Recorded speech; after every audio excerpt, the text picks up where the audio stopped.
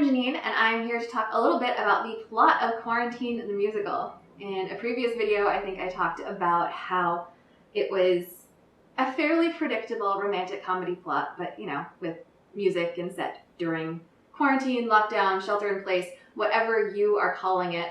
The musical itself is currently set in Seattle, where it is technically stay home, stay healthy, but it's the same thing that all of us are doing at this point in time in 2020 for COVID-19.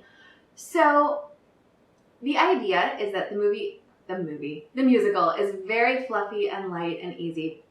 We have our hero who lives with two roommates, one of whom has some contract work, one of whom is addicted to playing Settlers of Catan, and our hero is a personal trainer, which seemed like it was going to be great at the very beginning of everything because people were still working out, and then the gyms are closed, you can't go train people in person. Yes, some people are doing things that are, via Skype or Zoom, but not a lot. So he's got a lot of time on his hands.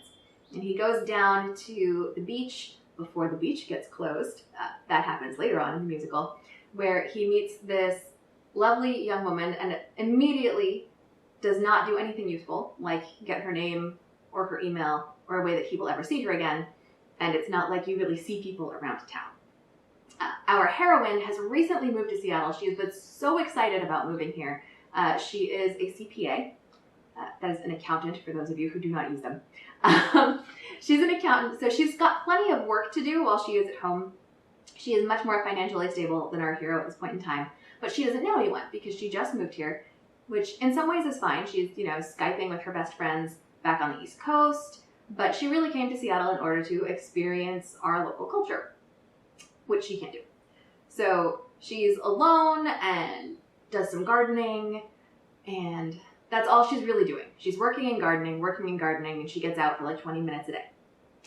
And when she meets our hero, she also is like, oh, I kind of like him, but I know nothing about him, and she doesn't think it's going to go anywhere.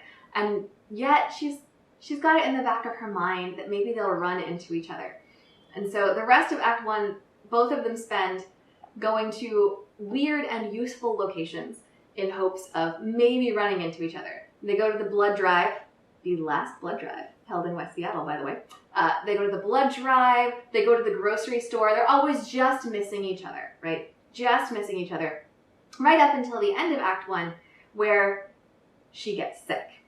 And when she gets sick, she's looking for something to, Netflix and sneeze, which may or may not be the title of her song at that juncture, Netflix and Sneeze. And she somehow finds his website for all of his personal training stuff and is like, oh, I finally found him again, and sends him a message. But will they manage to get together? Will they not? Who knows? Will she survive being sick?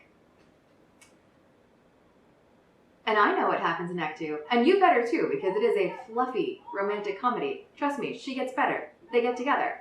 But all the bits along the way, and all of the dance numbers that I have no idea how we are going to film while in shelter in place, that's a mystery for the next video.